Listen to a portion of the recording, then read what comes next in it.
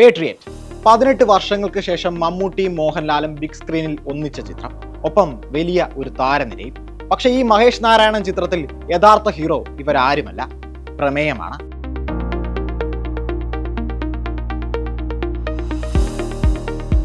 C you soon, അറിയിപ്പ് എന്നീ ചിത്രങ്ങൾക്ക് ശേഷം സർവൈലൻസ് തീമിൽ മഹേഷ് നാരായണൻ ഒരുക്കിയ ചിത്രമാണ് പേട്രിയറ്റ്. പെരിസ്കോപ്പ് എന്നൊരു മിലിറ്ററി ഗ്രേഡ് സർവൈലൻസ് പ്രോഗ്രാമിനെ ചുറ്റിപ്പറ്റിയാണ് സിനിമയുടെ കഥ വികസിക്കുന്നത്. ഒരു നാട്ടിലും ഒരിക്കലും സംഭവിക്കാൻ പാടില്ലാത്ത പൗരരുടെ സ്വകാര്യതാ ലംഘനങ്ങളുടെ കഥ. സ്മാർട്ട് ഫോണിലേക്ക് നുഴഞ്ഞു കയറുന്ന ഒരു സ്പൈവെയർ എങ്ങനെ വ്യക്തികളുടെ ജീവിതത്തെ നിരീക്ഷിക്കുകയും നിർണ്ണയിക്കുകയും ചെയ്യുന്നുവെന്ന് സിനിമ കാണിച്ചു തരുന്നു. ലോകത്തെ നോക്കാൻ നമ്മൾ കണ്ടെത്തിയ ജനാലകൾ നമ്മളെ നോക്കാനുള്ള മാർഗമായി മാറിയെന്ന് മഹേഷ് നാരായണൻ മുന്നറിയിപ്പ് നൽകുകയാണ്. പക്ഷേ അത് കാണിയെ ചലിപ്പിക്കുമോ എന്ന കാര്യം സംശയമാണ്. ശക്തമായ ഒരു പ്രമേയത്തെ വഹിക്കാൻ സാധിക്കുന്ന ഒരു കഥ സിനിമയിൽ ഇല്ലാതെ പോകുന്നതാണ് ഈ സംശയത്തിന് കാരണം. നിർവികാരമാണ് സിനിമയുടെ ഏറിയ പങ്കും. അത് ചിലപ്പോഴൊക്കെ പ്രമേയത്തെ ഒരു വില്ലനായി കാണാൻ മാസ് ഓഡിയൻസിനെ പ്രേരിപ്പിച്ചേക്കാം. ഒരു സോഷ്യോ പൊളിറ്റിക്കൽ വിഷയത്തെ വലിയ താരനിരയുടെ അകമ്പടിയോടെ അവതരിപ്പിക്കാനാണ് സംവിധായകൻ ശ്രമിക്കുന്നത്. പെഗാസസ് സ്പൈവെയർ വിവാദം പോലെയുള്ള ചില നടന്ന സംഭവങ്ങളെ അത് നമ്മളെ ഓർമ്മിപ്പിച്ചേക്കാം. മമ്മൂട്ടിയുടെ ഡാനിയൽ ജെയിംസ് എന്ന ഡിഫൻസ് റിസർച്ച് വിംഗ് ഉദ്യോഗസ്ഥനിലൂടെയാണ് നമ്മൾ സിനിമയിലേക്കും പെരിസ്കോപ്പിലേക്കും കടക്കുന്നത്. ആ യാത്രയിൽ നമ്മൾ ഫഹദ് ഫാസിൽ, കുഞ്ചാക്കോ ബോബൻ, രാജീവ് മേനോൻ, നയൻതാര, ദർശന എന്നിവർ അവതരിപ്പിച്ച കഥാപാത്രങ്ങളിലേക്ക് എത്തുന്നു. അവരും കൂടി ചേർന്നാണ് സംഭവങ്ങളുടെ മൊത്തം ചിത്രം നമുക്ക് നൽകുന്നത്. ഇവരെ എല്ലാവരെയും ബന്ധിപ്പിക്കുന്നത് ഈ സർവൈലൻസ് പ്രോഗ്രാം തന്നെ. ഈ കൂട്ടത്തിൽ മോഹൻലാലിന്റെ പേര് വിട്ടുപോയതല്ല.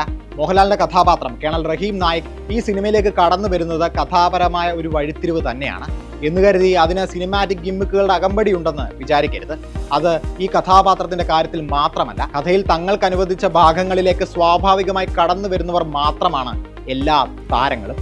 അവരായി വലിയ ഒച്ചപ്പാടും ബഹളവും വെക്കുന്നില്ല. അത് ഒരേ സമയം സിനിമയ്ക്ക് അനുഗ്രഹവും ശാപവുമാണ്. മമ്മൂട്ടിയും മോഹൻലാലും ഒന്നിക്കുമ്പോൾ മാസ് കൊമേഴ്ഷ്യൽ സിനിമാ പ്രേമികൾ പ്രതീക്ഷിക്കുന്ന ഒരു ബ്ലാസ്റ്റ് ഇല്ലേ, ആ ബ്ലാസ്റ്റ് ഈ സിനിമയിൽ കാണാൻ പറ്റില്ല. കഥ അവരുടെ സ്റ്റാർഡത്തിന്റെ ഓറ ആവശ്യപ്പെടുന്നില്ല. അത് അംഗീകരിക്കാൻ വലിയൊരു വിഭാഗത്തിന് സാധിച്ചാൽ പേട്രിയറ്റ് കൊണ്ടുവരുന്നത് വലിയൊരു മാറ്റമാകും. ഇങ്ങനെ ഒരു വിഷയം സിനിമയാക്കാൻ തിരഞ്ഞെടുത്ത, അതിലേക്ക് വലിയൊരു കാസ്റ്റിനെ കൊണ്ടുവന്ന മഹേഷ് നാരായണനും നിർമ്മാതാവ് ആൻഡോ ജോസഫും കയ്യടികൾ അർഹിക്കുന്നു. പേട്രിയറ്റിന്റെ അണിയറയിൽ പ്രവർത്തിച്ച മറ്റുള്ളവരെ കൂടി എടുത്തു പറയണം. മനുഷ് നന്ദന്റെ ഫ്രെയിമുകൾ, സിനിമയുടെ വലിയ ക്യാൻവാസും പ്രമേയത്തിന്റെ സ്വഭാവവും ആശയവിനിമയം ചെയ്ത രീതി ഗംഭീരമാണ്.